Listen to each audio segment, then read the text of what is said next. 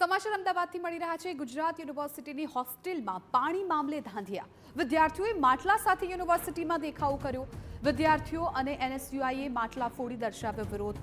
Girls અને boys હોસ્ટેલમાં રાત્રે 9 થી સવારના 6 સુધી પાણી બંધ। ગર્લ્સ હોસ્ટેલની 500થી વધારે વિદ્યાર્થીનીઓને મુશ્કેલીનો આક્ષેપ। 24 કલાક પાણી આપવાની વિદ્યાર્થીઓની માંગ। સફાઈ અને સુવિધા માટેનું લાખોનું બજેટ હોવા છતાં પાણી ન મળતા વિરોધ। કુલપતિના ટેબલ પર માટલા મૂકી કરી રજૂઆત।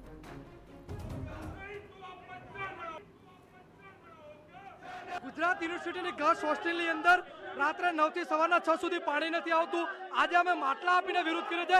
કુલપતિને શરમ આવે એવા શબ્દોનો ઉપયોગ કરીને કહે છે કે હું પાણીની વ્યવસ્થા 2 મહિનામાં કરીશ। શું કુલપતિના ઘરે એક દિવસ પાણી નહીં આવતો કુલપતિ ચલાવી લેશે? 2000 વિદ્યાર્થીઓ હેરાન થઈ રહ્યા છે પાણી વગર।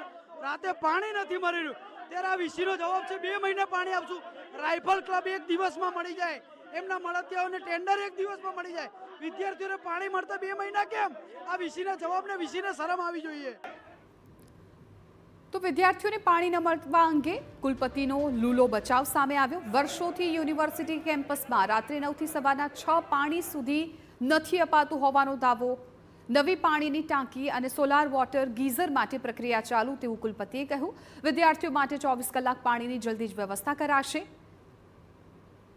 મ્યુનિસિપાલિટીની જે પાણીની વ્યવસ્થા છે એ પ્રમાણે જે અમે ટંકીમાં રાખતા હોઈએ એ ટંકી નાની છે અને બીજી ટંકીની ઓલરેડી પરમિશન લઈ લીધી છે અને બીજી ટંકી અંડર કન્સ્ટ્રક્શન છે, એટલે ત્યાં સુધી થોડી અમુક વ્યવસ્થાઓ જાળવી પડે છે અને એ બધાના માટે છે।